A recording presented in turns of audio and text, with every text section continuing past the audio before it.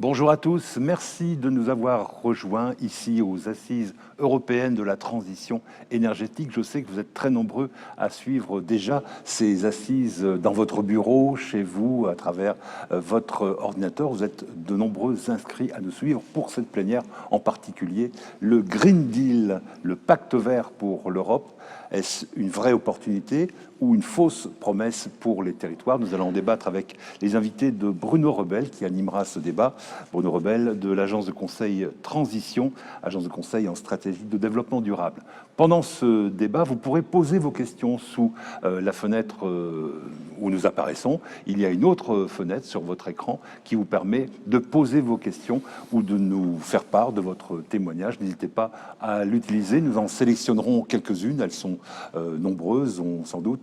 Et donc, on pourra répondre à vos questions en direct. Mais je passe tout de suite la parole à Bruno Rebel pour nous présenter ses invités. Bruno. Merci Jean-Marc. Bonjour à toutes et à tous.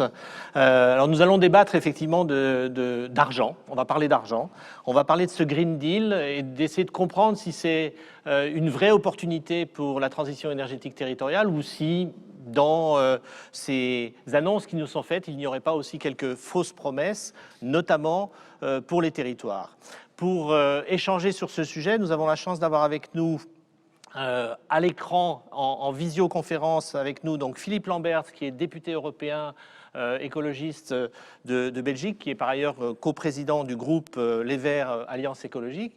Nous avons avec nous en présentiel Monsieur Olivier Sichel, qui est directeur général délégué de la Caisse des dépôts et consignations et par ailleurs directeur de la Banque des territoires.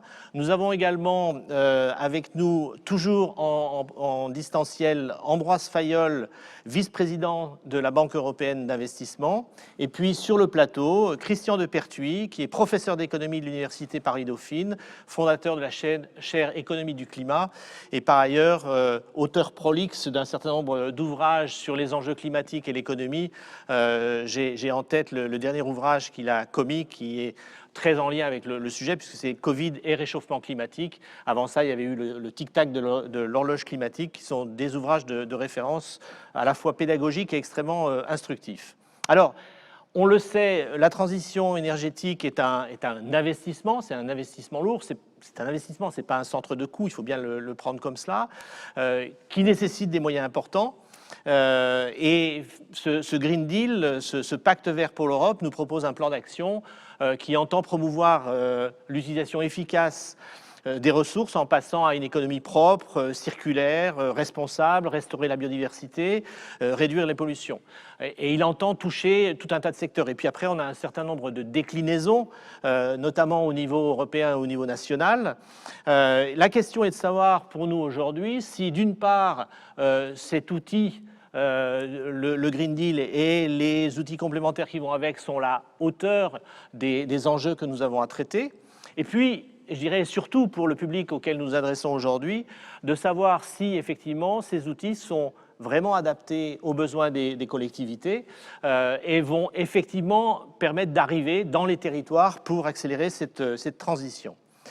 Comme Jean-Marc nous l'a dit tout à l'heure, vous avez la possibilité d'intervenir, donc n'hésitez pas, on sélectionnera les interventions que vous faites aussi pour venir alimenter ce débat que nous souhaitons le plus interactif possible. On va organiser cette séquence d'une heure et demie en deux temps. Un premier temps où on va s'intéresser plutôt à la dimension macro de la problématique à laquelle nous sommes confrontés, essayer de comprendre effectivement les grandes masses, qui met des moyens sur la table et est-ce que ces moyens sont à la hauteur des enjeux. Et puis dans un deuxième temps, on descendra un petit peu plus à l'échelle des territoires pour voir effectivement comment ces ressources peuvent être opérationnalisées. Et est-ce qu'on est bien en adéquation entre les attentes et les dispositifs qui sont proposés? Sans plus attendre, je vais donc me tourner tout de suite vers Philippe Lamberts. Philippe Lamberts, bonjour. Bonjour. Donc vous êtes député européen. Et la question qu'on a tout de suite envie de vous poser, c'est effectivement qu'est-ce que vous pouvez nous dire de ce Green Deal au sens, est-ce que c'est la bonne réponse aux enjeux de la transition bas carbone qui doit s'accélérer dans toute l'Europe? Ben, au risque de vous faire une réponse de Normand, oui et non. Je veux dire, quand je vois d'où on vient, c'est-à-dire de l'époque des commissions européennes menées par José Manuel Barroso et Jean-Claude Juncker, pour lesquelles le climat, la biodiversité, l'épuisement des ressources, tout ça n'existait pas vraiment. Quand je vois la nouvelle commission européenne, enfin nouvelle, ça fait maintenant 1 an qu'elle est installée, il y a une vraie différence, puisque la nouvelle commission veut faire de la transition écologique, j'ai envie de dire, le pilier principal de ces 5 années. Et donc, je pense que là, il y a un changement de cap, en tout cas un changement de cap, au moins la promesse d'un changement de cap, et on commence à mettre les moyens financiers en face de ces enjeux. Alors, vous posez la question, est-ce que c'est assez? La réponse est évidemment non, mais j'ai envie de dire, ça ne sera jamais assez. Donc, je préfère voir le bon côté des choses. Hier, ce n'était pas une préoccupation. Aujourd'hui, il y a une majorité au Parlement et au Conseil pour dire qu'il faut consacrer 30% du budget européen, 37% du plan de relance à la lutte contre le changement climatique et en plus de ça, faire en sorte que le reste du budget européen, le reste du plan de relance ne nuise pas aux objectifs de lutte contre le changement climatique. On rajoute à ça, à terme, un objectif de 10% du budget européen consacré à la lutte contre la perte de biodiversité. Donc là, on est face quand même à un début je veux dire, d'alignement des moyens financiers avec le discours. Et ça, c'est très important. Alors, on va voir dans quelle mesure tout le volet réglementaire, qui est aussi un puissant catalyseur d'investissement, sera aligné avec le Green Deal. On vient de manquer une très, très grosse occasion avec la politique agricole commune, qui reste une politique agricole commune héritée du XXe siècle et qui ne prend pas réellement en compte les enjeux climat et biodiversité. Donc là, il va falloir faire une correction de tir. Mais en tout cas, a priori, on a en puissance un changement de cap au niveau européen. Mais je rappelle que le niveau européen est un niveau qui se rajoute au niveau des États membres, au niveau des régions, des collectivités locales. Et donc, c'est évident qu'on ne peut pas simplement dire que l'investissement lié à la transition écologique doit être exclusivement l'apanage de l'Europe. C'est une couche qui se rajoute aux autres. Et donc, il importe que les investissements publics et privés soient alignés à tous les niveaux avec les enjeux de la transition écologique. Pour fixer un petit peu les esprits, donc le Green Deal, c'est en gros 100 milliards d'euros. Est-ce qu'on est capable de dire on a fait un saut de 1 à 2 ou de 1 à 10 quand on parle de ces nouveaux flux financiers qui sont maintenant plus réservés, plus spécifiquement fléchés vers la transition écologique et énergétique? Alors, je ne sais pas très bien d'où vous tirez le montant de 100 milliards. Le budget européen, c'est 1074 milliards, dont 30% doivent être consacrés à la lutte contre le changement climatique. Je veux dire, on passe de rien à 30%. Hier, il n'y avait pas de normes, il n'y avait pas de cadre juridiquement contraignant qui fixait une quotité budgétaire à consacrer à la lutte contre le changement climatique. De même, le plan de relance qui se rajoute au budget, et donc là on parle de 750 milliards, là 37% de ces 750 milliards doivent être consacrés à la lutte contre le changement climatique. Donc on peut dire qu'un gros tiers du plan de relance, donc de l'ordre de 250-260 milliards, plus 30%, c'est-à-dire encore 300 milliards du budget ordinaire de l'Union, doivent être consacrés à la lutte contre le changement climatique. Donc on va se retrouver avec en effet quelque chose qui va approcher des 100 milliards par an pour les 7 années qui viennent. Et comme je vous le disais, c'est à comparer avec zéro dans les budgets précédents, puisqu'il n'y avait pas de fléchage dans les budgets précédents. Vous avez mentionné la PAC comme étant une des politiques qui malheureusement n'est pas encore suffisamment alignée avec ses objectifs de transition écologique. Est-ce qu'il y a d'autres politiques européennes qui, vous semble-t-il, sont encore, entre guillemets, problématiques au sens où elles ne serviraient pas suffisamment, voire elles pourraient être antagonistes avec les efforts qui sont faits par ailleurs sur ces 30% de budget européen? Oui, en effet, il y a un autre angle mort du Green Deal européen qui est un angle mort très important, qui est la politique commerciale. Alors là, l'impact budgétaire est zéro, il s'agit d'un volet réglementaire, mais aujourd'hui, on reste dans une politique commerciale dont l'objectif principal vise à ouvrir plus de marchés aux entreprises européennes et donc foncièrement à augmenter les flux de matière sur la planète, ce qui est totalement contradictoire avec l'objectif de réduire notre empreinte écologique.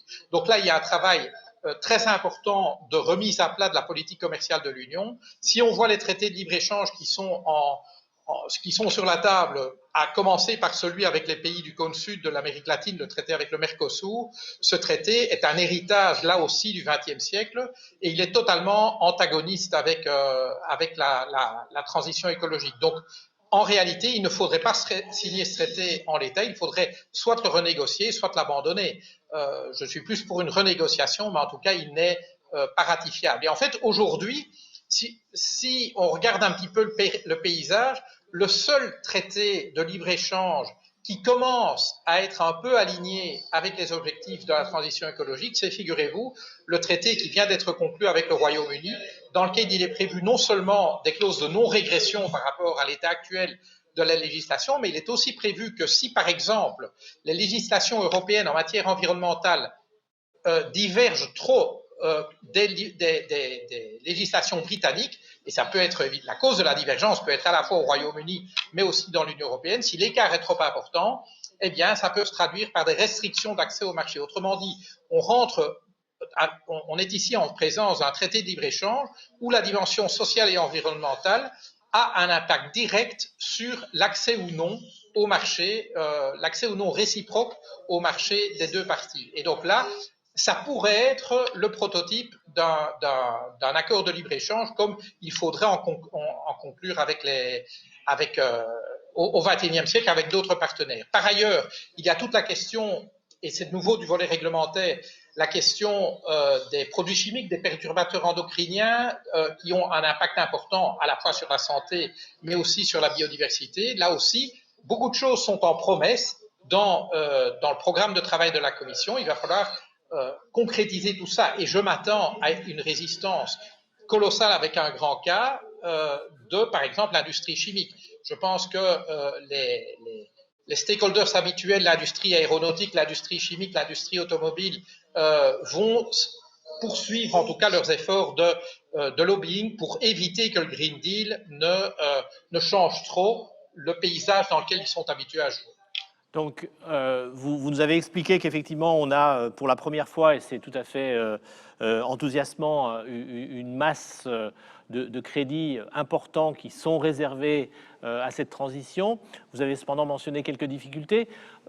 Plus globalement, vous pensez que la mise en œuvre de ce Green Deal va devoir être confronté à un certain nombre de tensions politiques, de difficultés politiques, ou est-ce qu'on est maintenant sur un plan d'action qui va se dérouler dans les 7 années qui viennent avec cette masse potentielle de 100 milliards de dollars par an? D'euros. Écoutez, je pense très franchement que des résistances, il y en aura toujours. Je vais dire, qui aime le changement. Et je vais dire, les entreprises, ou plutôt les bénéficiaires de la mondialisation néolibérale telle qu'on l'a connue, il ne faut pas s'attendre à ce qu'ils renoncent à leurs privilèges sans combattre. Simplement, la grosse différence, c'est que une volonté politique qui était jusqu'ici minoritaire est devenue majoritaire à la fois au Parlement et dans une large mesure aussi au Conseil. Et donc, on a le triangle Parlement-Conseil qui ont l'air, en tout cas majoritairement, de vouloir non seulement faire de la transition écologique une priorité essentielle, mais en plus de ça, mettre les moyens qu'il faut pour y arriver. Donc là, je crois que c'est un changement vraiment très important. Mais comme je vous le dis, il n'est pas il n'est pas assez rapide, mais par rapport au statu quo et au maintien du cap de la mondialisation néolibérale, entre les deux, j'hésite pas. Merci Philippe Lambert. Et bien sûr, vous intervenez quand vous le souhaitez dans nos échanges. Je vais me tourner maintenant vers Ambroise Fayol. Vous êtes vice-président de la Banque européenne d'investissement et j'ai envie un peu de vous poser un peu les mêmes questions. Quels sont les moyens que votre institution entend mettre à disposition pour accélérer cette transition que nous appelons tous de nos voeux? Alors bonjour à tous, j'espère que vous m'entendez bien. Très bien, on vous entend très bien. Ok, parfait. Bonjour à tous, merci beaucoup pour l'invitation. Moi, je vais compléter ce que vient de dire le député européen. Il me semble que la BEI, d'abord en un mot, parce qu'on n'est pas une institution, on est une institution très importante sur le plan des montants et des volumes de prêts qu'on fait chaque année, mais on n'est pas très connu, notamment parce qu'on est une institution qui n'a pas de réseau.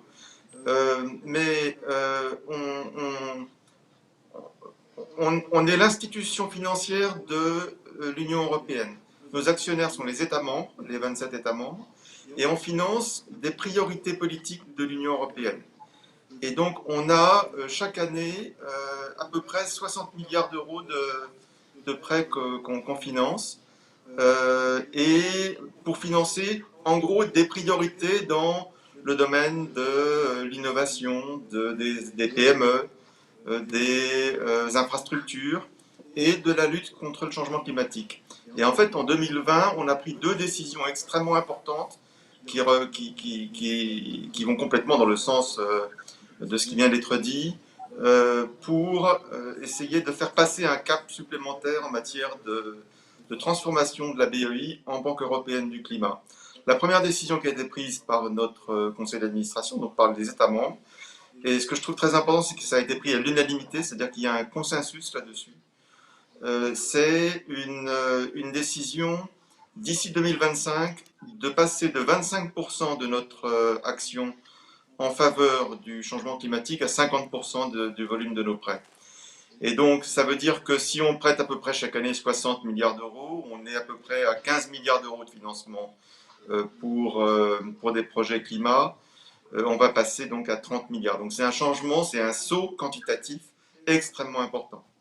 Et puis la deuxième décision qui a été prise, qui elle aussi est très importante et qui a des conséquences sur ce qu'on peut financer ou pas financer, c'est de dire que c'est très bien d'augmenter le volume des prêts qu'on fait sur le climat, mais ça ne sert à rien de financer 50% de notre action en faveur du climat si les 50 autres pourcents sont des projets qui vont à l'encontre de ce qu'est la lutte contre le changement climatique et surtout de ce qu'est l'atteinte des objectifs européens en matière climatique, c'est-à-dire la neutralité carbone en 2050.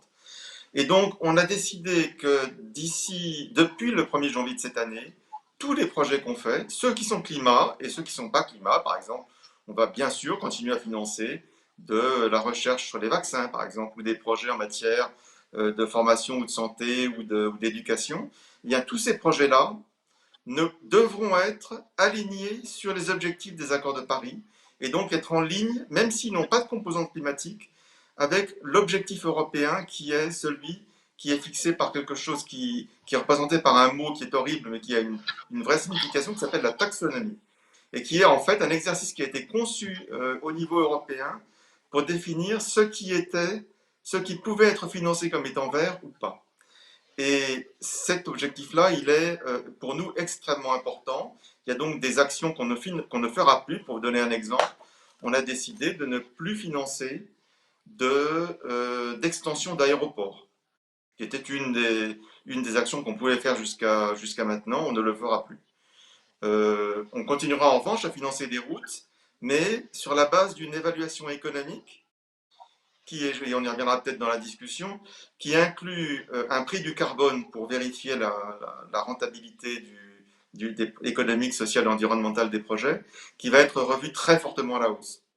Et donc, tout cet ensemble de considérations, moi, me rend très optimiste sur le fait qu'effectivement, comme le disait M. Lambert, il y a un changement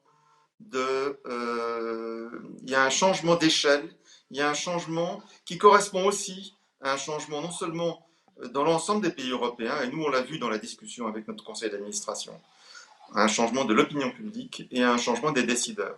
Je termine par un point qui me semble aussi très important, il y a un changement aussi dans la manière dont les investisseurs voient les sujets. Et aujourd'hui on voit bien que nous on a été la première institution à émettre une obligation verte en 2007. À l'époque, je n'étais pas dans cette institution, mais à l'époque, c'était vraiment quelque chose de tout à fait étonnant et on était un peu regardé avec des yeux grands ouverts. Aujourd'hui, c'est devenu quelque chose de tout à fait normal. Ça fait partie des objectifs fondamentaux, des objectifs de financement des États, des grandes institutions internationales. et c'est quelque chose qui est demandé par les investisseurs et notamment par les jeunes investisseurs. Et donc l'objectif d'avoir un sens à l'investissement que vous faites est aussi quelque chose qui, à mon avis, va accélérer la transformation et notamment le fait que un certain nombre d'investissements dans des entreprises qui n'ont pas d'objectif climatique clair va devenir beaucoup plus difficile parce qu'il y a un risque que dans 10 ans, vous vous retrouviez avec des investissements que vous avez faits ou dans des sociétés et vous ne saurez plus très bien la valeur qu'ils ont parce qu'il y aura eu ces changements dans la perception de l'importance du climat en tant qu'action politique. Vous mentionniez à l'instant, Monsieur Fayolle, que vous avez pris la décision que d'ici 2025, 50% des investissements que vous soutiendrez seront des investissements directement liés à la transition énergétique, à la transition climatique, transition bas carbone. Question peut-être un petit peu provocante, pourquoi 50%? Pourquoi pas, si on considère que la lutte contre le changement climatique est la priorité structurante d'un certain nombre de domaines, y compris industriels, aménagement, biodiversité, tout ce qu'on veut, pourquoi ne pas aller au-delà de ces 50%, pourquoi pas se fixer une balise à 70%, et pourquoi est-ce qu'il faut attendre 2025 pour arriver à ce niveau d'investissement fléché vers la transition? Alors, je vous dirais deux choses. D'abord, nous, on est quand même un paquebot, si vous voulez. C'est-à-dire que on est une institution qui finance 60 milliards d'euros de prêts par an. On ne change pas la dynamique d'un paquebot de la même façon que celle d'un hors-bord. Et donc, on a quand même besoin d'un minimum de temps pour faire évoluer l'institution vers plus de financement climatique. Mais le passage de 25 à 50% en 5 ans, c'est un changement considérable. C'est-à-dire, quand vous dites qu'aujourd'hui, on finance 15 milliards d'euros de projets climatiques, en réalité, on est au-dessus. Hein, mais c'est le minimum qui a été fixé par notre conseil d'administration. Et qu'on va passer à 30 milliards d'euros, c'est un changement d'échelle absolument majeur pour l'institution. Qui veut dire d'ailleurs qu'on va on va mettre du climat dans tout ce qu'on fait. C'est-à-dire qu'aujourd'hui, on finance et on financera de plus en plus de projets d'efficacité énergétique, d'énergie renouvelable, mais aussi d'innovation liée au climat, par exemple dans le domaine de l'hydrogène, souvent d'ailleurs, très souvent en lien avec la Commission européenne. Cela étant dit, même si on a ces projets très importants, il reste qu'il y a d'autres priorités européennes qui ne sont pas des priorités purement climatiques. Je donne un exemple. On a financé cette année un projet qui, à l'époque où on l'a financé, était pas très connu, qui maintenant est très connu, qui est un projet avec une compagnie, une société de biotechnologie allemande qui s'appelle BioNTech. BioNTech, c'est ceux qui font le vaccin avec Pfizer. Cet investissement-là est un investissement qui me semble parfaitement correspondre à des priorités européennes d'investissement. Et vous pouvez très bien en avoir d'autres de ce type-là. Quand vous faites un investissement dans une infrastructure scolaire en France et que vous demandez qu'il y ait un minimum de 40 à 50%, et on pourra en parler avec Olivier bien sûr, qui soit consacré à des investissements de type renforcement climatique. Vous n'allez pas dire je ne fais pas ça parce qu'il y a autre chose il y a 50% qui ne sont pas climatiques. Ça ne fait pas de sens. Donc moi je pense que l'objectif de 50% il est extrêmement ambitieux. Et par ailleurs, il se combine avec le fait que 100% de nos investissements doivent être alignés avec les accords de Paris. Et donc que des investissements qui vont à l'encontre des objectifs de Paris sur le climat ne seront plus faits. Et ça, je pense que la combinaison des deux montre que l'engagement climatique de l'Europe est renforcé par cette décision à la fois d'augmentation quantitative, mais aussi, si on peut dire, d'engagement qualitatif, qu'on ne va plus financer de projets qui sont contraires à l'objectif des accords de Paris pour le climat. Oui, je pense que cet élément est un élément auquel Enfin, j'imagine les auditeurs sont extrêmement sensibles. Alors, on a vu le niveau européen. Je me tourne vers vous, Olivier Sichel. Que nous dit la Caisse des dépôts et consignations et la Banque des territoires? Un petit peu la même question. Quels sont les moyens que vous mettez à disposition de cette transition énergétique pour accélérer la mutation qui est nécessaire aujourd'hui? Écoutez, les moyens que met le groupe Caisse des dépôts sont massifs, puisqu'on parle de 40 milliards sur 5 ans, qui se répartissent en 2 volets. C'est un plan qui est porté par la Banque des territoires, qui, comme son nom l'indique, est tourné vers les territoires, donc les collectivités locales, le monde du logement social, tout le monde de l'économie mixte. Et puis un autre volet porté par BPI France qui est, lui, tourné vers les entreprises. Et c'est moitié-moitié, 20 milliards pour l'un, 20 milliards pour l'autre. Alors si je rentre un peu plus dans le détail des modes d'intervention, il y a, par exemple pour la Banque des territoires, des investissements en fonds propres. Donc là, on est actionnaire. C'est ce qu'on va faire, par exemple, pour les énergies nouvelles renouvelables, où on parle de déploiement de parcs photovoltaïques, on parle d'éolien offshore, et là nous sommes actionnaires. Du côté de BPI France, ça va être tout ce qui est innovation, dans le domaine de l'énergie. Je pense à une entreprise qui est assez connue qui s'appelle McPhy dans le domaine de l'hydrogène et qui est soutenue par BPI France. Et puis il y a du prêt, beaucoup de prêts. Du côté de la Banque des territoires, ces prêts, ça va d'une part au logement social, c'est la rénovation des logements sociaux et des rénovations massives de logements sociaux. On est sur un rythme à peu près de 40 000 logements sociaux rénovés chaque année. Avec d'ailleurs, et là l'Europe joue aussi son rôle, des modifications dans le mode de rénovation. Il y a une démarche qui s'appelle Energy Sprong, qui vient des Pays-Bas et qui est en ce moment en cours de déploiement dans le domaine du logement social. Qui est un dispositif de rénovation par l'extérieur. En fait, c'est plus compliqué que ça, c'est une massification. L'idée, c'est que vous voulez absolument réduire le coût de la rénovation de vos logements sociaux et vous allez tout mettre en œuvre pour réduire ce coût unitaire. C'est pas seulement l'extérieur, mais ça, par exemple, vous dites, ben voilà, si je commande 2000 pompes à chaleur, j'imagine que je peux faire un appel d'offres qui va me donner des coûts unitaires des pompes à chaleur peut-être plus intéressant que si j'en commande seulement 10. D'accord. Et donc, c'est tout un processus. Et puis aussi, je vais permettre de structurer la filière. Et ça, c'est extrêmement important d'avoir une filière organisée pour faire cette rénovation énergétique. Donc, rénovation thermique des logements sociaux, rénovation thermique des bâtiments publics. Et là, on s'articule très, très bien avec la BEI. Ambroise parlait, par exemple, de la rénovation des écoles. Pour vous donner un exemple de la capillarité, on a financé à Vierzon, pour 1 million, et il y avait 500 000 euros qui venaient de la BEI, une rénovation thermique d'une école, l'école dont parlait Ambroise, parce qu'il y avait aussi une extension, une médiathèque, et puis la réfection de la cour de récréation. Donc vous voyez, c'est cette partie-là. Et puis, il y a une autre partie dans la transition climatique qui sont les transports.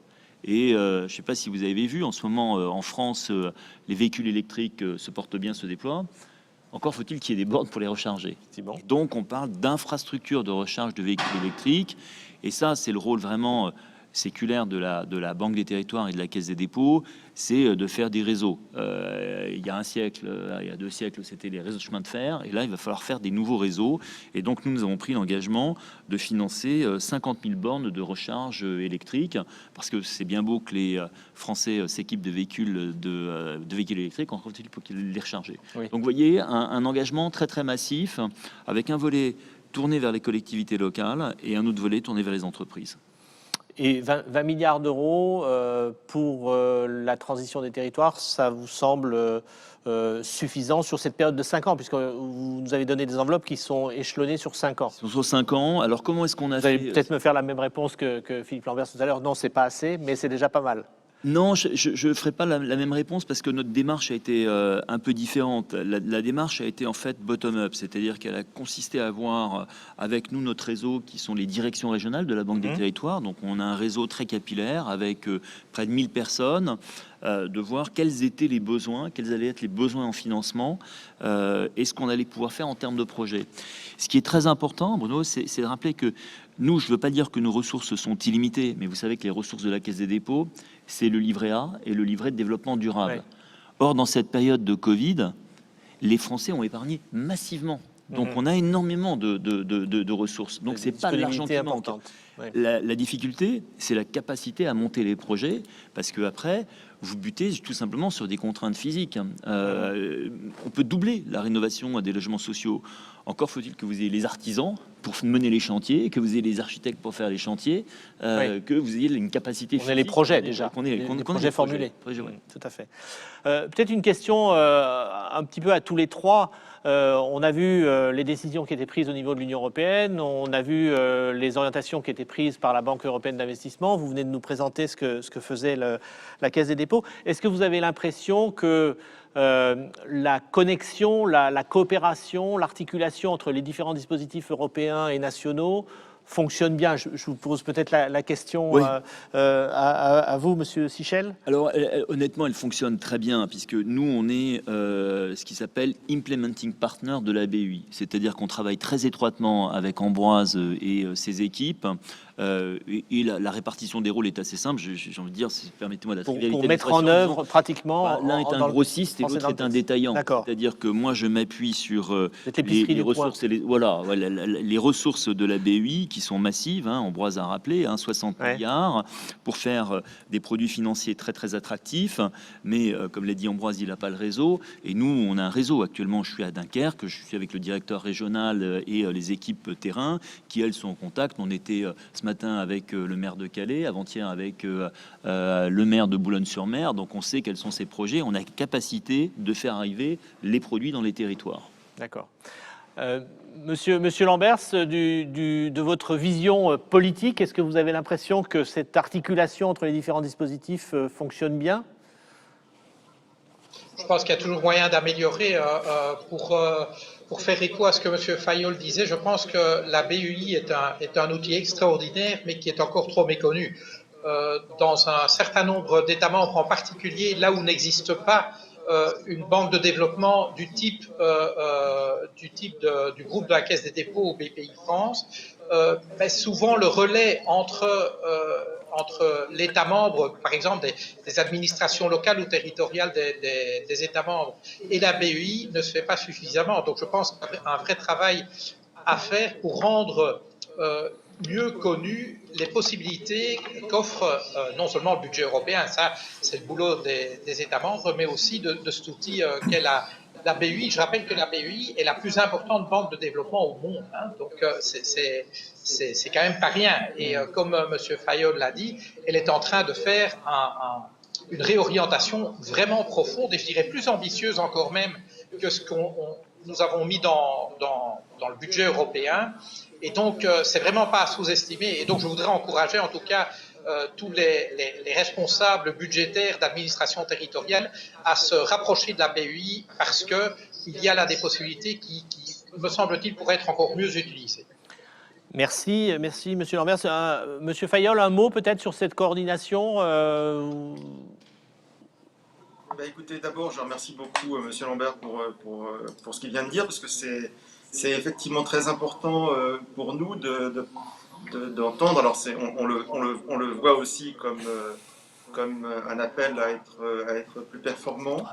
Moi, ce qui me frappe, si vous voulez, si on regarde l'évolution depuis quelques années, c'est à la fois le fait que les institutions nationales de développement, on les aide d'ailleurs nous à faire ça, se développent beaucoup en Europe. C'est-à-dire qu'il y en a plus qu'avant, on essaye de faire des partenariats avec elles.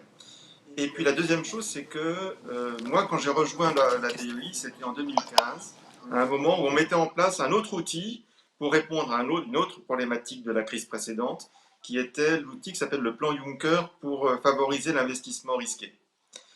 Et à l'époque, les relations avec la Caisse des dépôts, par exemple, c'est des relations qui étaient plutôt tendues. Et je trouve qu'au fur et à mesure du temps, ça s'est traduit par la construction d'un vrai partenariat. Et aujourd'hui, c'est un vrai partenariat. Je veux dire, moi, je souscris 100% à ce qu'a dit Olivier. On a développé des produits ensemble. On a développé des approches communes ensemble. Et ça, à mon avis, c'est quelque chose qui est très prometteur pour des problématiques de type de type infrastructure en faveur du changement climatique, par exemple. Alors, je me tourne maintenant vers Christian de Pertuis. Vous êtes économiste, j'imagine vous regardez ça avec un œil d'observateur acéré. On nous a dit en gros 100 milliards d'euros par an de crédit, enfin de budget européen réservé au sujet, plus 30 milliards de la BEI, plus 20 milliards sur 5 ans, enfin 40 milliards sur 5 ans entre les territoires et les entreprises. Est-ce que ça suffit? Est-ce que c'est assez tôt? Et ça résonne avec, Jean-Marc, une question qui Oui. nous est posée par un participant, pardon. Oui, il y a une question un peu sur le fléchage de ces sommes allouées. La question est celle-ci. Une évaluation scientifique nous annonce une fenêtre de graves dommages liés aux perturbations climatiques à partir de 2027-2040, d'où la pertinence des questions sur la rapidité des changements de priorité. Alors, Christian de Pertuis, est-ce que c'est assez? Est-ce que c'est assez tôt? Bien, merci beaucoup. D'abord, je trouve le débat extrêmement intéressant. Évidemment, on a l'impression qu'en ajoutant des dizaines de milliards avec des dizaines de milliards, ça fait beaucoup. Mais est-ce que c'est la bonne question, la quantité? Non. La question, c'est quels sont les enjeux posés. Et l'enjeu, il est double. La transition bas carbone, ça consiste d'abord à accélérer ce qu'on appelle la transition énergétique et, sans rentrer dans les détails, à sortir très rapidement de notre dépendance aux fossiles. Et là, on a un problème d'investissement. Il faut faire des recharges, il faut isoler les bâtiments, il faut faire des infrastructures européennes. Mais il faut également désinvestir. Il faut désinvestir de tous nos objets énergétiques et industriels qui sont dépendants aux fossiles. Et ça pose un problème majeur de financement, ce désinvestissement. Et moi, je pense qu'aujourd'hui, au niveau européen, on est assez bien équipé sur le plan de l'investissement dans les nouveaux projets. En revanche, le financement des reconversions, et notamment des reconversions des territoires dépendants des énergies fossiles, n'est pas correctement provisionné. Et donc je crois que c'est peut-être la première point de faiblesse. Comment arriver à accélérer le financement des reconversions industrielles, des reconversions territoriales pour tous les territoires, tous les systèmes industriels qui sont aujourd'hui dépendants aux fossiles. Hier, par exemple, je lisais dans un grand quotidien du soir qu'il y a un problème en France avec les fonderies. Parce que les fonderies, ça travaille à 70% pour l'industrie automobile qui fabrique depuis un siècle et demi des véhicules thermiques. Et demain, il va falloir basculer très rapidement vers les véhicules électriques. Que fait-on des fonderies? Donc ça, c'est le premier point, je crois, le premier angle de faiblesse. Il y a un projet européen, il y a un fonds qui s'appelle le Fonds pour la transition juste en Europe. Il est très insuffisamment doté et je pense qu'il est absolument indispensable que les grands organismes publics de financement tels que la Caisse, tels que la BEI, s'investissent dans ces reconversions territoriales. Le deuxième point que je voulais dire sur la transition énergétique, c'est que je n'ai pas directement participé aux travaux de la taxonomie, mais je crains fort que le travail sur la taxonomie ne soit pas suffisant. En réalité, si nous voulons accélérer la transition bas carbone, il faut mettre un coût aux émissions de gaz à effet de serre, il faut mettre un coût au CO2, et donc il faut effectivement faire payer les tonnes de CO2 émises. Monsieur Fayol l'a dit, lorsque il veut s'assurer que ces projets sont climatiquement compatibles, qu'est-ce qu'il fait? Il met en place un prix interne du carbone. Ce qu'il faudrait faire pour accélérer la transition énergétique au niveau européen, c'est mettre en place un prix du carbone que payent effectivement les émetteurs de CO2. J'espère que la réforme du système européen d'échange de quotas de CO2 ira dans ce sens, de même qu'elle incorpore un volet qui est très important, qui a été indiqué par le député Philippe Lamberts, sur le lien avec l'extérieur, puisque si on met un système de prélèvement aux frontières, on ne change pas suffisamment la politique commerciale, mais on fait un pas vers une différenciation dans les importations de l'Europe entre ce qui est carboné et ce qui n'est pas carboné.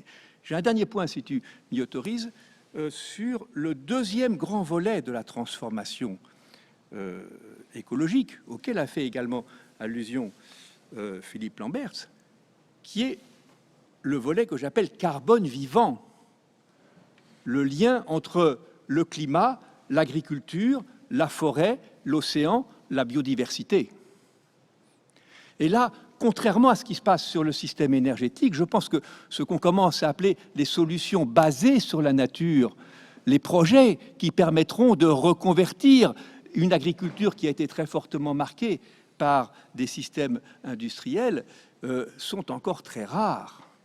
Et je crois qu'au niveau des territoires, si on veut correctement articuler notamment la dynamique des territoires éloignés des centres-villes, des territoires ruraux, des territoires périurbains, avec les dynamiques urbaines, il faut intégrer rapidement et massivement cette dimension agricole, agroalimentaire, un réinvestissement dans la diversité du vivant. Et là, on est loin, je pense, d'avoir à la disposition les outils et les financements qu'on a pour la partie énergétique.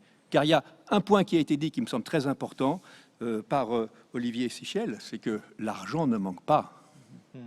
Paradoxalement, la sortie de la crise économique est une sortie dans laquelle on a accumulé de l'épargne financière. Et souvent le problème, et probablement c'est le problème que vous rencontrez à la Caisse, c'est comment trouver vite une industrialisation des projets. Donc ce serait plutôt un problème de méthode de travail, notamment quand vous disiez à l'instant que finalement on ne sait pas financer le désinvestissement. C'est qu'on ne s'est pas vraiment penché sur la question, ou c'est que c'est trop compliqué? C'est fondamental, c'est fondamental.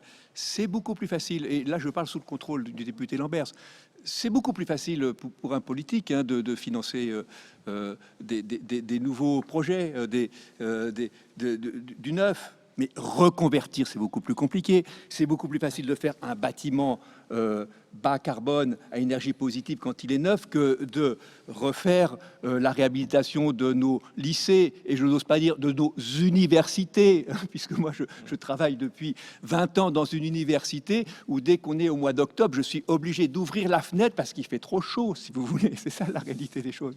Bon. Et donc, ce qui est vrai pour les bâtiments est vrai pour le tissu économique local.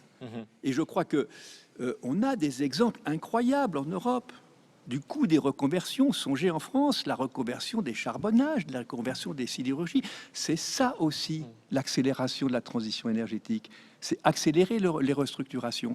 Et ça, c'est extrêmement difficile. Et moi, j'attends beaucoup des institutions publiques en la matière. Car c'est pas BNP Paribas, la Société Générale qui vont financer ça. C'est vraiment les institutions publiques. Alors, avant de vous passer la parole pour réagir aux propos de Christian, j'invite toutes les personnes qui nous suivent à répondre à un sondage que nous lançons. Et je vais laisser les opérateurs techniques vous présenter ce sondage. C'est assez simple, c'est juste pour vous demander un petit peu ce que vous pensez de ces annonces financières. Et puis, je redonnerai la parole aux intervenants pour commenter les propos de Christian Depertuis, avant qu'on ne passe à la deuxième phase du débat où on rentrera un peu plus dans la mécanique territoriale. On peut juste lancer le sondage ?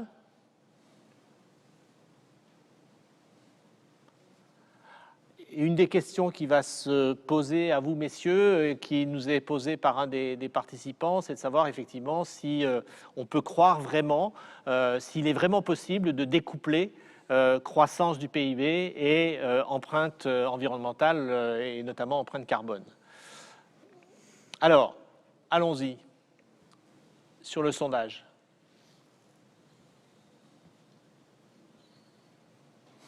Souci ? Non, voilà. C'est pas du tout celui-là. Hein, mais... bon. Écoutez, je vais proposer tout de suite à peut-être Philippe Lamberts de réagir à ce que vous avez entendu de la part de Christian Depertuis, accords, désaccords, compléments.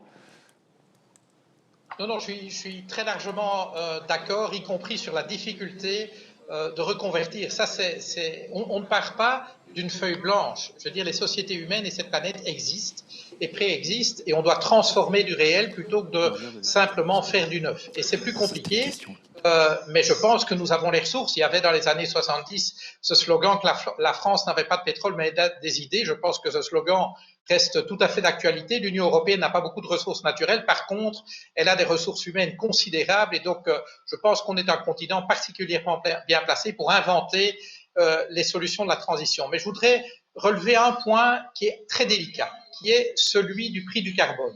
Donc, je suis entièrement d'accord avec l'idée que il faut que ça coûte de continuer à produire du carbone. Il faut que le calcul économique de la non-transition soit un calcul profondément défavorable.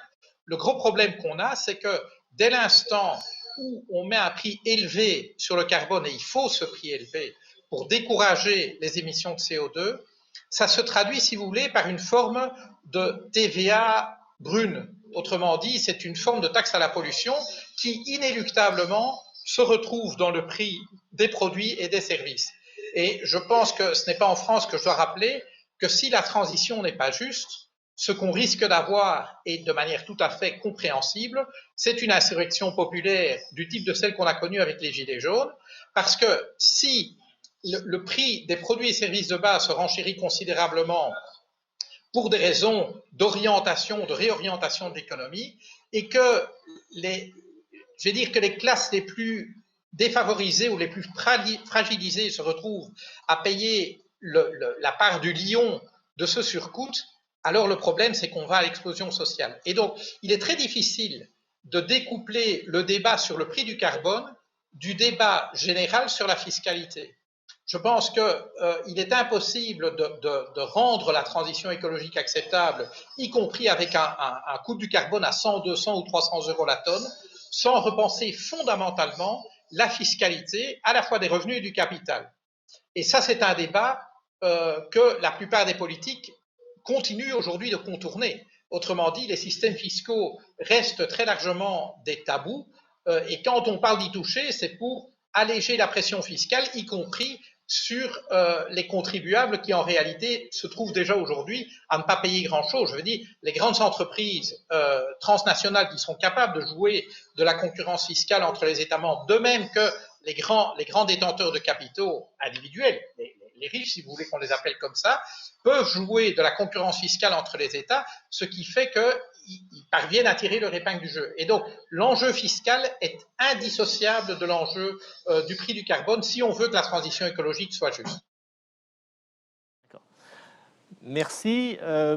Monsieur Olivier Sichel, vous voulez réagir également? Oui, partager vraiment les mêmes convictions que Christian de Pertuis, parce que il y a deux volets, il y a l'investissement et puis il y a le désinvestissement. Et c'est vrai que dans notre nom, nous sommes des banques de développement, ce qui traduit bien l'ADN de maisons comme la Caisse des dépôts. On a à cœur de favoriser le développement, de favoriser l'investissement dans des projets d'énergie nouvelle renouvelable, dans des nouvelles infrastructures de véhicules électriques, et que c'est très difficile pour nous d'envisager le désinvestissement. Pour autant, je vois quand même des signes d'espoir.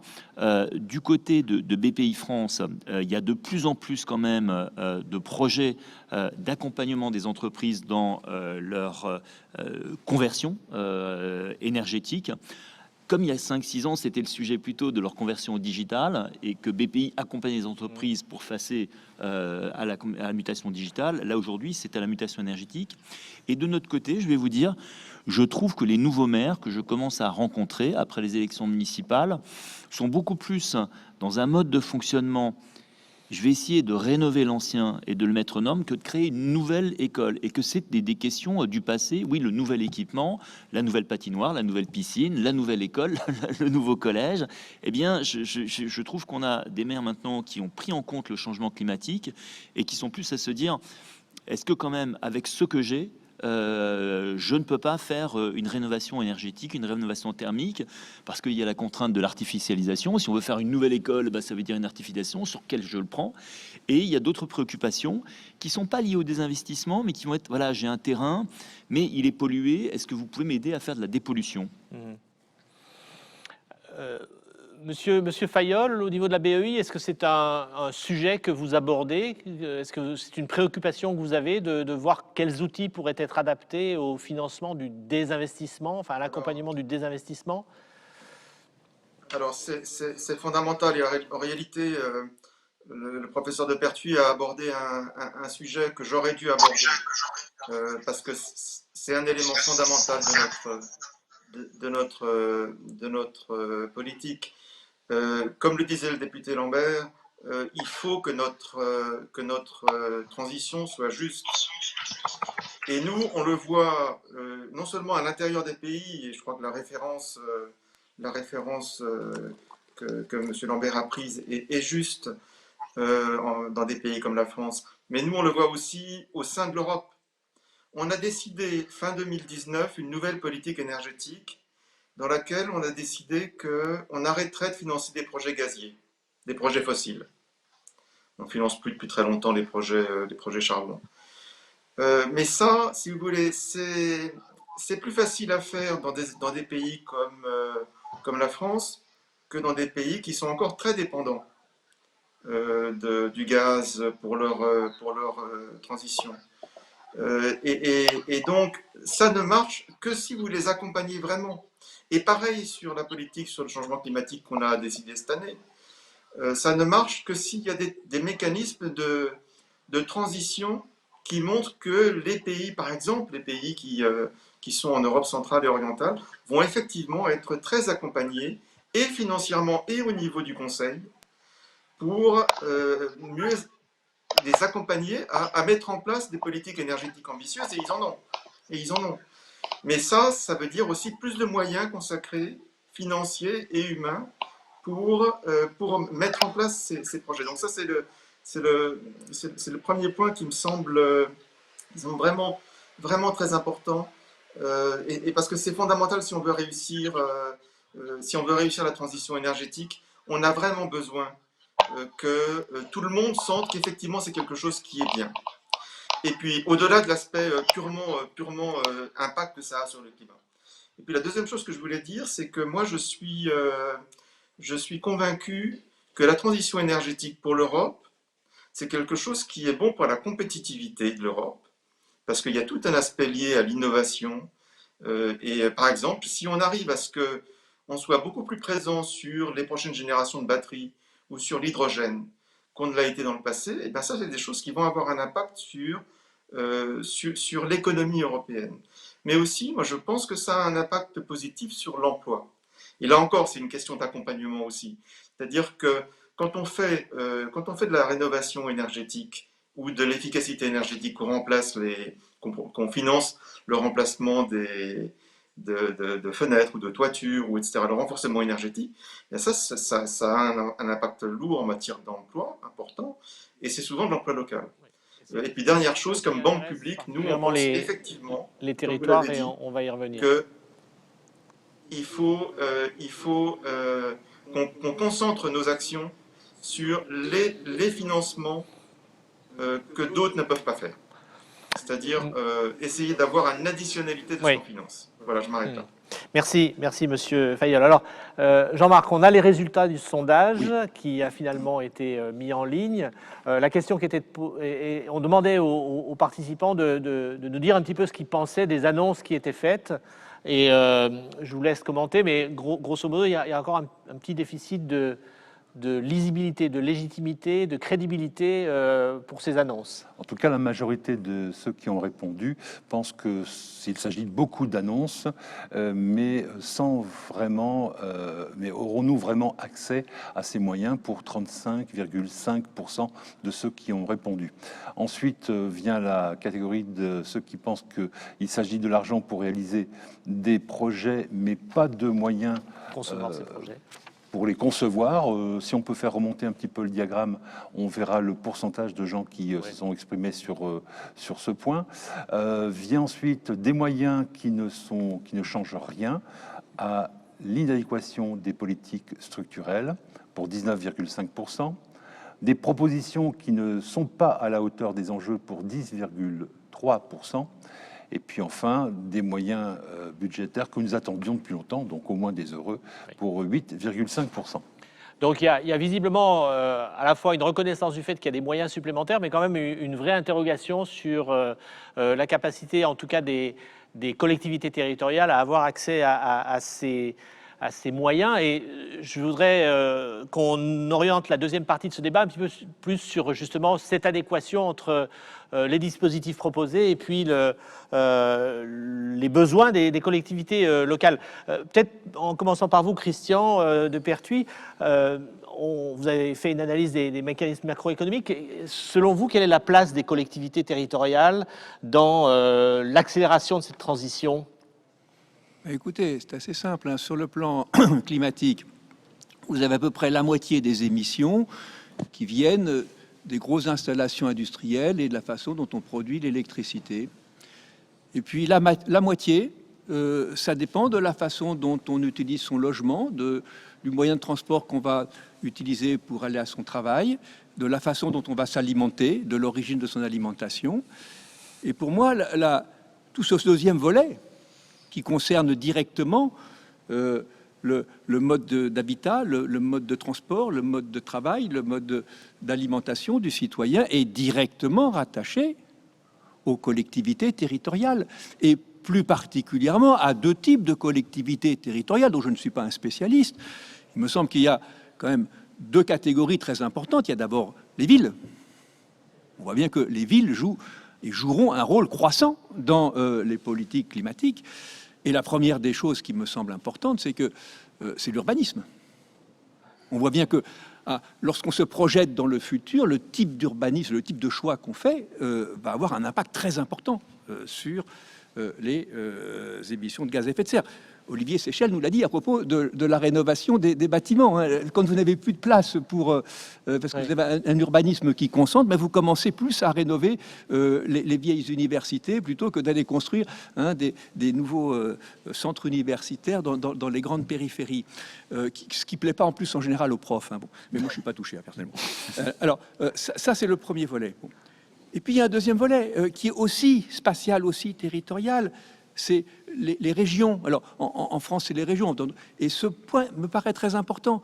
Comment articuler les différents territoires, le territoire urbain, le territoire périurbain, le territoire rural. Car c'est bien ce type d'articulation qui fera qu'on sera efficace en matière de réduction des émissions de gaz à effet de serre, en matière de réinvestissement dans la diversité biologique, dans la réorientation de l'agriculture. Et pour moi, le rôle fondamental des collectivités territoriales, c'est ce rôle d'architecte de la territorialité, de la spatialité, si vous voulez. Et là, il est clair que c'est pas dans les cabinets ministériels, c'est pas dans les instances des commissions européennes que se prennent les décisions, c'est évidemment sur le terrain. Merci. Philippe Lambert, quand vous avez dessiné le nouveau paysage des moyens qui sont alloués à la transition dans le cadre du Green Deal, vous avez assez peu évoqué le rôle des territoires. Est-ce que c'est une préoccupation qui a traversé les débats du Parlement et de la Commission, ou est-ce que c'est quelque chose un petit peu comme le disait Christian de Pertuis à l'instant, qui va se faire ensuite parce que c'est pas à ce niveau-là que se traite la question des territoires? Mais je crois qu'il ne faut pas demander à l'Union européenne de piloter d'en haut ce qui se passe sur le terrain. Ce que nous faisons, à la fois sur le plan budgétaire et sur le plan réglementaire, c'est créer un cadre ou créer une infrastructure sur laquelle des projets peuvent se construire. Mais moi, je ne crois pas au modèle hyper centralisé à la soviétique où du centre, nous allons déterminer que à Rodez, il faudra faire ceci ou à Strasbourg, il faudra faire cela. Je pense que nous devons encore plus qu'avant mobiliser les intelligences collectives des territoires pour faire émerger des projets. Et là, en effet, il y a un point, nous devons être capables d'assister à la création des projets, mais il n'appartient pas aux institutions européennes. Mais je dirais même, je connais un petit peu la France et donc je sais la tendance que Paris peut avoir à se substituer aux collectivités territoriales pour dire ce qui est bon et pas bon. Je pense qu'ici, on a vraiment besoin de démarches bottom-up pour décider des projets prioritaires dans le cadre de la transition écologique qui est fixée au niveau européen. Je ne dis pas qu'il n'y a pas d'infrastructures, par exemple, qui doivent être décidées à un niveau plus macro. Je veux dire, c'est évident que si vous voulez mettre en place des lignes de chemin de fer pour remplacer les liaisons courtes en avion, ben là, le rôle des États va être plus important. Ce n'est pas une collectivité territoriale qui va faire ça elle toute seule. Mais je pense que beaucoup de projets dans le domaine du bâtiment, mais aussi, et ça a été soulevé par le professeur, dans le domaine de la transition de notre modèle agroalimentaire, ça doit être par excellence des initiatives portées et imaginées au niveau territorial, parce que qui mieux que les collectivités territoriales connaissent les ressources, mais aussi les handicaps du territoire qu'elles habitent.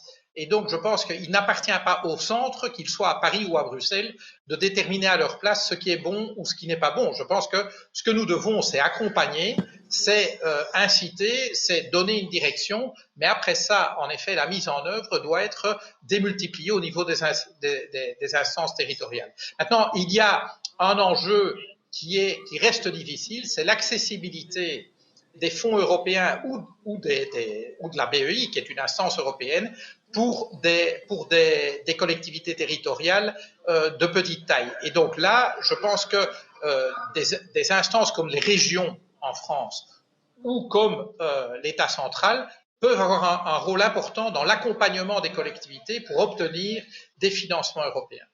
Oui, parce que sans que l'Union européenne dicte ce qui doit être fait à Rodez ou Strasbourg, on peut quand même imaginer, il y a des dispositifs européens qui vont dans ce sens, que la distribution, entre guillemets, est organisée pour s'assurer qu'une part des budgets vont pouvoir être utilisés dans les territoires. Je pense notamment au FEDER ou des choses comme ça, qui sont des mécanismes qui aident à la diffusion de ces financements au plus près des acteurs territoriaux. Bien sûr, mais les États membres jouent là un rôle absolument crucial. Et en effet, j'ai envie de dire que la cohésion territoriale est d'abord une responsabilité de chaque État membre. Nous pouvons en effet mettre à disposition des financements pour les régions qui sont les plus laissées pour compte de la mondialisation en établissant des critères et des financements. Mais après cela, la mise en œuvre de la distribution de ces financements n'est pas du ressort exclusif des États membres, mais les États membres y jouent un rôle vraiment très important. Et donc là, il est important que, dans le cas de la France, à Paris, on ait une attention particulière pour les régions les plus laissées pour compte de la mondialisation, qui peuvent d'ailleurs, demain, être des régions pionnières de la transition.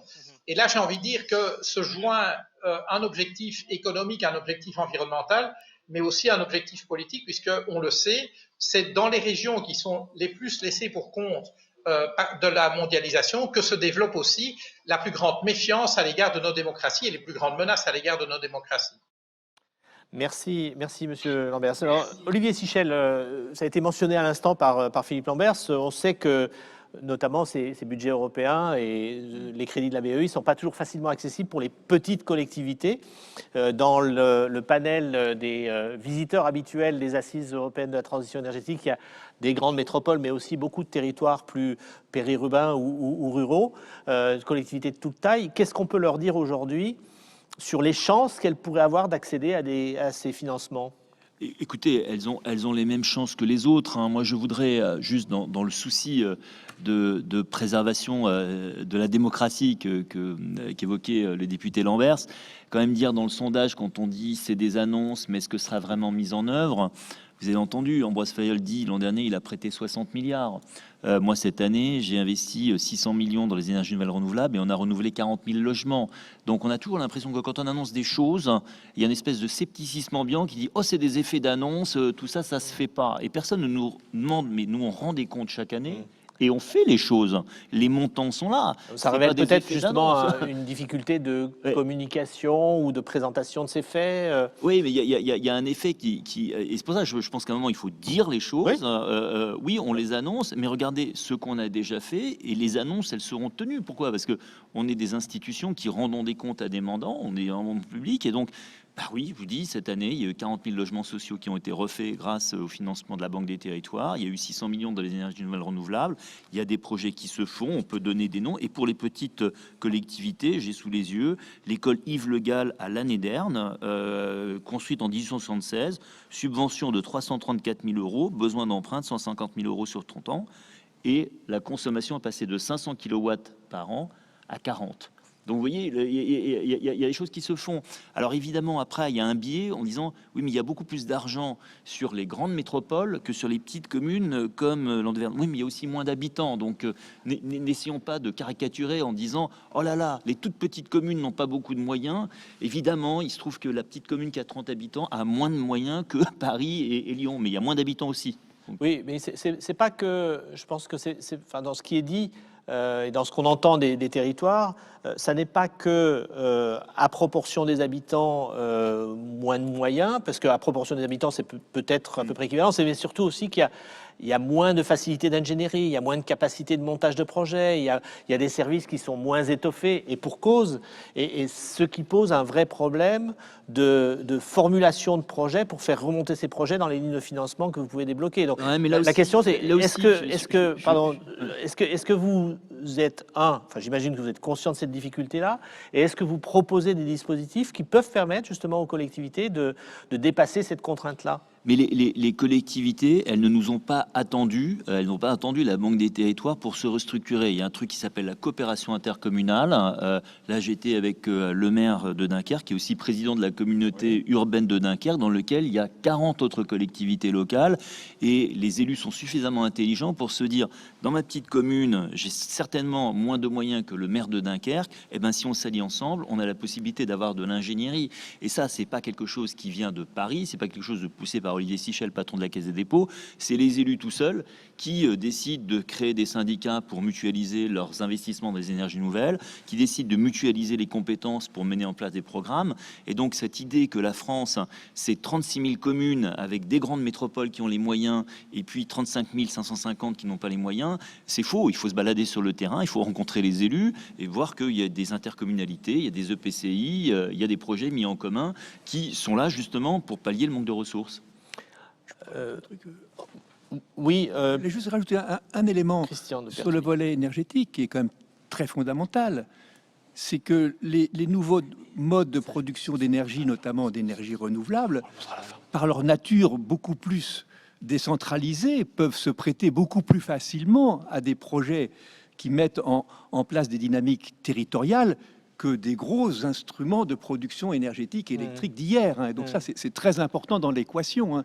C'est que la révolution énergétique s'accompagne aussi de changements technologiques très importants qui permettent de diffuser sur des territoires des productions d'énergie beaucoup plus décentralisées et beaucoup plus articulées, y compris avec le monde agricole et le monde rural, hein, puisqu'il faut de l'espace pour produire de l'électricité renouvelable à partir du soleil ou du vent. Oui. Mais justement, et la pratique professionnelle, en tout cas celle de nos équipes qui accompagnent un certain nombre de territoires, montre bien que les collectivités, même regroupées dans des communautés de communes, dès l'instant où elles sont de plus petite taille, ont des vraies difficultés en matière d'ingénierie pour le montage de projets.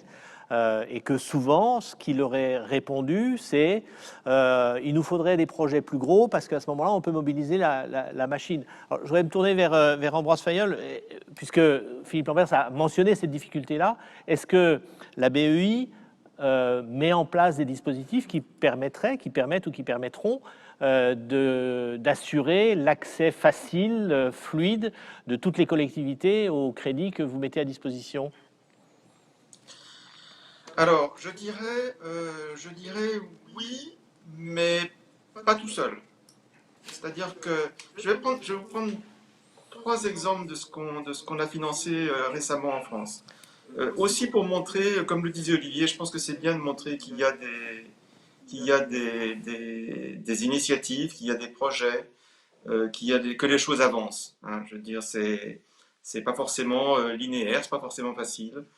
Mais il y a des projets qui se mettent en place de manière très visible un peu partout sur le territoire.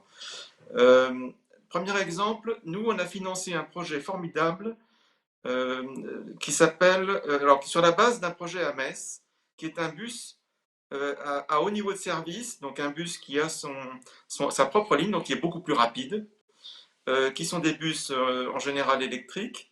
On avait fait ça à Metz, ça s'appelle le Métis. Ça a profondément changé la ville. Et on vient d'en construire un juste à côté de chez nous, à Thionville. Et ça, c'est des investissements qui sont tout ce qui est mobilité propre. Ça fait partie aussi hein, de la transformation de l'économie pour réussir à atteindre des objectifs climatiques et aussi améliorer la vie quotidienne des gens qui vivent dans ces territoires.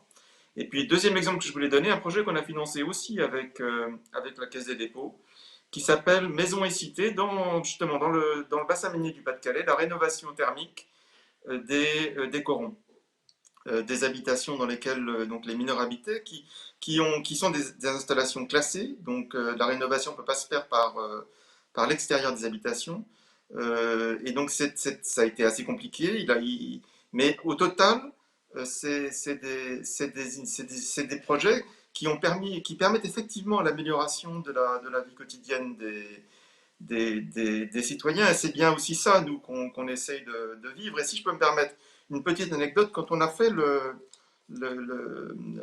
l'inauguration de ce projet-là, en réalité, il y avait déjà eu des projets pilotes qui avaient été financés. Et on a visité la maison dans laquelle était une dame qui avait vu sa maison, le coron dans lequel elle habitait, qui a été rénové dans une ville à côté de Douai. Nous, ce qu'on a bien vu, c'est que d'abord, les conditions de vie étaient effectivement grandement améliorées, l'efficacité énergétique était grandement améliorée, mais aussi, elle nous disait, ah, c'est la première fois que l'Europe fait quelque chose pour moi. Ce qui veut aussi dire autre chose sur les questions de communication, hein, sur lesquelles on a vraiment besoin de progresser. Mais on voit bien que ce genre de projet concret répondent aussi à une demande et à une demande d'Europe. Et de manière troisième chose que je voulais dire, simplement, on fait pas beaucoup de projets pour les petites collectivités parce qu'on n'a pas les moyens, on n'a pas le réseau pour ça. On le fait donc avec soit les villes, soit les régions. On travaille beaucoup avec les régions et les départements en France. Mais en revanche, ce qu'on fait, c'est qu'on travaille beaucoup avec nos partenaires de la Caisse des dépôts. Et on a fait pour des volumes très importants, hein, on parle de milliards d'euros, des projets pour que justement les petites collectivités locales puissent avoir des financements pour financer leurs projets d'aménagement d'aménagement local. Et ça me semble aussi un moyen de répondre aux préoccupations des citoyens. Je mentionne hein, qu'il y a quand même un certain nombre de réactions sur le fil de commentaires qui pointent cette vraie difficulté des collectivités à accéder à des moyens d'ingénierie de projets pour monter des projets conséquents, des projets pertinents. C'est pas les idées qui manquent, c'est souvent la petite brique entre l'idée et le dossier de financement qui va bien pour accéder à vos guichets en quelque sorte. Encore une fois, oui, je vous en prie, je vous en prie. De ce point de vue-là, on vient de signer avec Olivier et la Caisse des dépôts un accord pour justement renforcer la partie conseil, et notamment conseil aux petites collectivités locales pour monter ces projets. Donc j'espère que si on refait cet exercice aux assises 2022, dans quelques mois, dans quelques années, cette critique-là sera un peu amoindrie. D'accord. Parce que je conviens qu'elle existe et qu'elle est en partie juste. Olivier Sichel, un mot complémentaire. Et puis, il se trouve qu'on a vu effectivement dans l'actualité récente que vous avez été mandaté par le gouvernement pour conduire une mission pour améliorer le financement de la rénovation énergétique des logements très mal isolés. Est-ce que ça fait partie justement de ces dispositions qui vont vous permettre d'aller au plus près des besoins des collectivités et des acteurs qui, sur les territoires, souffrent de ces questions de mal logement ? Alors, on est dans un cadre un petit peu différent. Comme l'a rappelé Christian de Pertuis, les logements sont vraiment une grande source d'émissions de gaz à effet de serre et jouent un rôle important dans le réchauffement climatique. Donc, dans les logements, vous avez les logements sociaux, ça, on s'en occupe. Mais là, vous avez des bailleurs sociaux qui sont des grands professionnels qui passent leur temps à gérer leur patrimoine immobilier. Et quand vous regardez d'ailleurs la performance énergétique du parc des logements sociaux, il est très largement supérieur à celui du reste des logements. Il y a la mission que m'ont confiée Emmanuel Vargon et Bruno Le Maire. elle porte sur les passoires thermiques, les logements privés. Donc là, il n'est pas sûr du tout que la Banque des Territoires, avec la Caisse des dépôts, ait un rôle. Il s'agit plutôt d'avoir une task force qui réfléchisse à comment est-ce qu'on arrive à solutionner ce problème. Il y a plusieurs difficultés. Il y a une difficulté d'accès à l'information. On le voit déjà pour les élus des petites collectivités locales, c'est pas évident. Et pourtant, ce sont des élus, ce sont des maires, et ils ont des services. Mais alors, vous imaginez pour les ménages, et vous imaginez pour les ménages les plus démunis. Donc, il y a une asymétrie d'accès à l'information. Même chose. Ensuite, il y a comment je mets ça en œuvre, et puis comment je le finance. Donc, il y a beaucoup de difficultés. Et la mission qui m'est confiée, c'est de dire comment est-ce qu'on peut le massifier. Le financement est une possibilité. Mais comme l'a dit Christian de Pertuis, c'est pas sûr que le problème soit du financement. On est plutôt dans comment est-ce qu'on le fait très pratiquement. Et vous avez des gens à qui on a dit, vous avez une aide, vous avez droit de rénover votre bâtiment, mais comment je fais? À qui je m'adresse? Et est-ce que je commence par changer la chaudière? Mais si mon logement est mal isolé, ça sert à rien. C'est de l'argent qui est perdu. Donc c'est cette difficulté-là, et on va essayer de voir avec des élus, avec des gens de la banque, avec des gens de la Convention citoyenne pour le climat, des citoyens qui ont participé, d'essayer de faire un focus sur celui-là pour faire une vraie percée. Dans la mission, en tout cas, ce qui en est relaté dans ce qu'on a pu voir dans la presse, dans la mission qui vous est confiée, il y a aussi l'idée de s'intéresser un peu plus précisément au sujet du tiers-financement. Pardonnez ma pique, mais on a l'impression qu'on n'apprend pas sur ces sujets-là. Et il me semble qu'il y avait un dispositif de tiers-financement qui avait été monté en Picardie, en région Picardie, le SPE, avec l'appui de la BPI et avec le soutien de l'autorité financière. Et puis, ce dispositif a été élargi aux Hauts-de-France, et puis finalement, c'est arrêté, ou en tout cas... C'est un très, très bon exemple, parce que la première visite terrain, je l'ai faite avec la ministre du Logement dans l'Oise, dans un logement qui avait été rénové par le SPE. Alors, première chose, la personne avait déposé son dossier en 2018, et là, on était au milieu des travaux, on était quand même en janvier 2021, donc il y a un problème de délai. Et d'un point de vue volume, on était à quelques centaines de logements, alors que j'imagine que dans la région Hauts-de-France, il y a sans doute beaucoup plus de demandes. Donc, moi, ce que j'ai trouvé des équipes très professionnelles qui avaient commencé à travailler sur le sujet, mais qui soulignaient qu'il y avait beaucoup de difficultés administratives, techniques, opérationnelles, et c'est celle-là qu'on va essayer d'adresser. Donc, on apprend. On a déjà des premières expériences qui permettent de capitaliser sur qu'est-ce qui marche et qu'est-ce qui marche pas.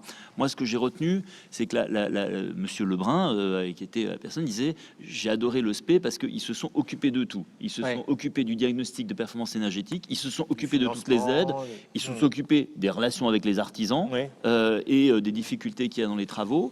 La question, c'est qu'ils l'ont fait pour Monsieur et Madame Lebrun. Est-ce qu'ils peuvent le faire demain pour les 4,8 millions de foyers qui, comme Monsieur et Madame Lebrun, habitent dans des passoires thermiques? Et donc, ce que vous dites aujourd'hui, c'est que la rénovation du bâtiment va être une des priorités sur lesquelles vous allez travailler de manière très opérationnelle dans les mois et les années qui viennent, avec le soutien de la BEI et en lien avec le Green Deal européen. Absolument, et la lettre de mission m'invite d'ailleurs à travailler avec la BEI pour mobiliser ces financements. Et on l'a tous dit, de l'argent il y en a, c'est plutôt le côté opérationnel. Et on va travailler sur ce sujet-là, parce que je crois que si on est tous là autour de la table pour les assises de l'énergie, c'est que c'est un sujet absolument fondamental pour notre planète. Philippe Lamberts, la rénovation énergétique du bâti, j'imagine que c'est un des sujets qui a dû animer pas mal de vos débats au niveau européen.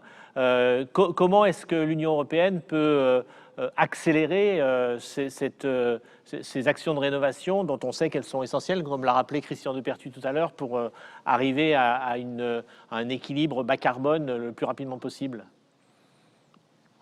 Il y a une première chose, c'est évidemment le volet réglementaire, ce sont toutes les normes de performance énergétique du bâtiment, et alors la question se pose au niveau de chaque État membre. Est-ce que chaque État membre est prêt à, par exemple, conditionner la possibilité pour un propriétaire de louer son bien au fait de respecter certaines normes de performance énergétique du bâtiment? Il est évident pour un propriétaire, dès l'instant où la possibilité de rendement financier de son parc de logement est affectée négativement par la performance énergétique, ben, ça devient financièrement, je veux dire, presque indispensable de mettre en œuvre un programme de rénovation.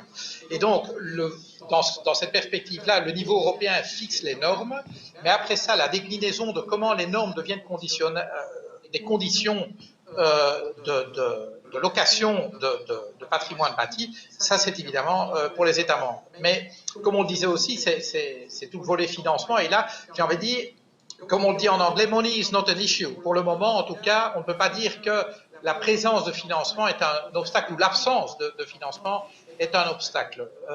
J'ai envie de dire qu'au niveau européen, nous ne sommes pas les mieux placés pour accompagner les collectivités territoriales à mettre en place des programmes. Ce sont plus des outils nationaux ou régionaux qui sont capables de le faire. Je voudrais à cet égard souligner le fait que j'ai été amené à côtoyer une initiative française, le Collège européen de Cluny, dont le but précisément est de former des cadres territoriaux locaux à l'innovation territoriale et à la mise en œuvre de projets de transition, avec la transition écologique évidemment qui constitue une grosse part de cette innovation. Et donc c'est une initiative française qui est encore trop peu connue en France et en dehors, puisque c'est un collège européen, mais ça mérite d'être connu parce que des collectivités territoriales, surtout de petite taille, se retrouvent parfois très démunies pour appréhender la transition. Donc elles peuvent avoir dans leur trip la conviction qu'il faut faire quelque chose, mais simplement quand on voit le millefeuille institutionnel français et surtout la taille très réduite parfois de certaines collectivités territoriales, c'est simplement humainement impossible de mettre en œuvre ces projets. Et là, je crois qu'il y a vraiment à faire connaître toutes les initiatives qui existent, y compris en France, pour aider ces élus locaux ou ces administrateurs locaux à démarrer des projets. Merci. On a un certain nombre de remarques alors qui sont d'ailleurs assez contrastées. Je pense que le débat qu'on a eu sur l'ingénierie territoriale et les besoins montre bien qu'il y a des témoignages contrastés. Certains nous disent ça a progressé, donc ça va plutôt dans le bon sens. D'autres disent c'est pas encore assez. Et puis il y a aussi des interrogations sur les dispositifs d'aide à la rénovation, avec notamment une question qui est mentionnée, de savoir s'il vaut mieux faire de l'éco-prêt à taux zéro ou adapter, avoir un dispositif de financement direct. Est-ce que vous avez une réflexion là-dessus sur les outils qui permettraient vraiment d'accélérer la rénovation? Ou peut-être, je sais pas, Christian de Pertuis, si... Sur la rénovation des logements sociaux, l'éco-prêt, qui est un produit donc de la gamme de la Banque des Territoires, marche très très bien. Mais de nouveau, l'enjeu n'est plus tellement financier à ce stade-là, c'est surtout de s'attaquer au coût de la rénovation thermique. Et là, c'est plutôt les processus industriels de rénovation thermique, la fabrication hors site des éléments, des processus pour le faire de façon plus massive. Et là, si vous voulez, en gros, financer un prêt à taux zéro lorsque les taux sont aussi bas pour 100 000 euros, c'est bien. Mais je dirais faire passer le coût de la rénovation unitaire thermique d'un logement de 120 000 euros à 80 000 euros, c'est beaucoup mieux. Et donc, c'est là-dessus qu'on fait, c'est là-dessus qu'on travaille. Est-ce que ça permettrait, comme nous le dit un des participants, de passer de l'objectif de rénovation qui devrait être de 700 000 logements rénovés par an, d'atteindre ce 700 000 de logements rénovés par an, alors qu'on est actuellement à, on nous dit ici, 25 000 euros selon l'Observatoire IFINERGIE? Alors là, moi, je parlais vraiment du secteur du logement social sur lequel on opère. Sur le logement privé, honnêtement, cette mission, elle m'a été confiée jeudi. Donc là, Et vous n'avez pas encore de solution, quand même. Encore de solution. Et j'invite d'ailleurs tous les gens qui ont des idées là-dessus à me les faire passer, via LinkedIn ou via mon mail, oliviersichel@caissedesdépôts.fr. Je suis preneur. Je sais qu'EFI, là, qui se présente, est un grand acteur. Donc cette task force, elle est ouverte. Donc c'est le moment ou jamais de me faire passer vos idées. Christian Depertuis, une réaction sur, sur les la enjeux de la question rénovation. de la rénovation. D'abord, je rappelle que le logement n'est pas le seul bâtiment à rénover, hein, puisque quand on regarde l'évolution des émissions de gaz à effet de serre, on s'aperçoit que les émissions du secteur non résidentiel s'accroissent beaucoup plus rapidement que celles du logement. Et le deuxième point, c'est qu'il y a un problème d'offre. Il y a un problème d'offre de rénovation. Et c'est exactement ce que dit Olivier Sichel lorsqu'il dit qu'il faut faire passer le coût de la rénovation de 120 000 à 80, parce qu'il y a un problème d'offre qui est très fortement rattaché, dans le cas hexagonal de la France, à la structure de l'offre de bâtiments, qui est à peu près comparable du reste à ce qu'on voit en énergie. 3 mastodontes qui font tout sauf de la rénovation de bâtiments de petite dimension, et puis une myriade de petits entrepreneurs, artisans, qui sont insuffisamment organisés, insuffisamment formés, et ça, c'est un coût considérable. Et donc je pense que si j'avais, je n'ai pas de conseil à donner à Olivier, mais je pense qu'effectivement, il faut travailler ce côté de l'offre. Il y a une question qui vous est posée directement, monsieur Olivier Sichel. Les rénovations maisons et cités se font sur un label de consommation C ou D. N'est-ce pas du gâchis compte tenu des investissements consentis? Je crois que c'est la base n'est pas facile, hein. Vous savez, sur maisons et cités, on n'est pas loin du bassin minier. Il faut rappeler donc que ce sont des petites maisons en briques rouges. Oui. Et ce que les gens ne savent peut-être pas qui nous écoutent, c'est que c'était les maisons des mineurs. Oui, aujourd'hui, c'est surtout les maisons des veuves des mineurs. Hein. Et donc évidemment, le charbon était une énergie très bon marché pour ces mineurs. On poussait pas à la consommation, donc on part d'une base très faible. Alors on essaye de faire le maximum avec des contraintes. Hein. Ambroise, et voilà, c'est la proximité de l'Europe. Hein. Ambroise qui s'est rendu sur place, c'est qu'en plus ce sont des bâtiments classés, donc on peut pas faire n'importe quoi aussi sur ce bassin minier qui est site classé. Donc écoutez, on fait le maximum. Je regarderai quand même effectivement parce que ça me semble un peu dommage qu'on n'ait pas été plus ambitieux.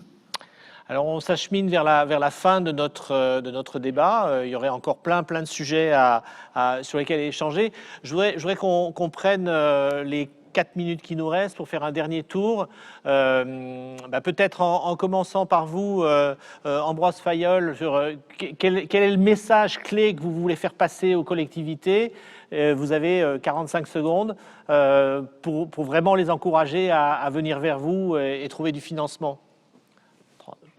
Donc 40 secondes. Le message clé que moi je ferai passer aux collectivités, c'est qu'il y a une institution européenne qui est vraiment là pour essayer de les accompagner ou d'accompagner les institutions financières qui les financent, et que vraiment cette institution européenne qui est la BEI est en train de changer de mandat.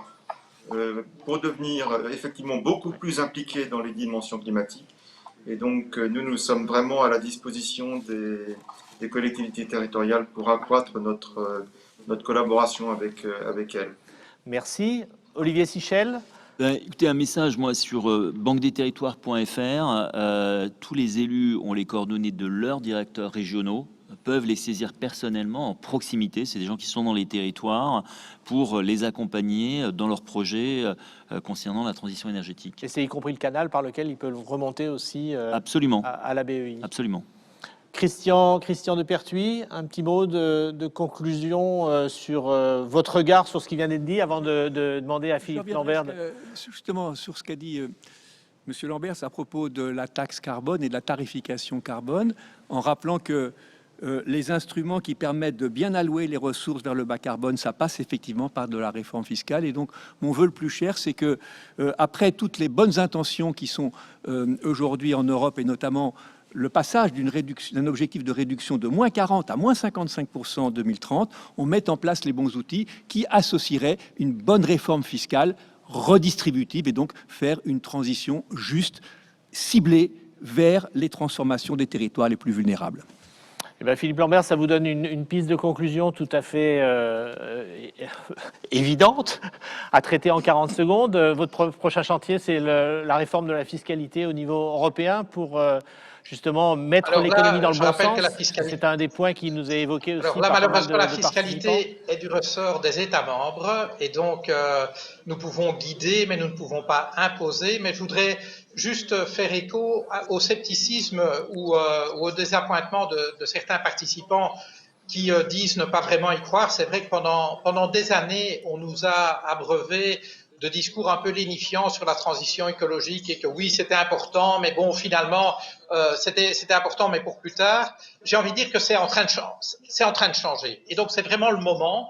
Je vois que les astres sont en train de s'aligner. Je dis souvent, pendant les 10 premières années de mon mandat européen, j'ai ramé à contre-courant et subitement, j'ai l'impression que sous mes rames, le courant est en train de changer de sens. Et donc, c'est pour de vrai. Alors, c'est sûr, ce n'est pas assez vite, mais c'est en train de changer. Et donc, je pense que c'est le moment de la mobilisation générale. Merci beaucoup. Merci à tous ceux qui nous ont suivis. Merci aux intervenants, Philippe Lambers, Ambroise Fayol, Olivier Sichel et Christian Depertuis. Merci Jean-Marc de m'avoir accompagné dans cet exercice. Beaucoup. Et à tout à l'heure. À 16h avec un nouveau débat, Ancrer les changements.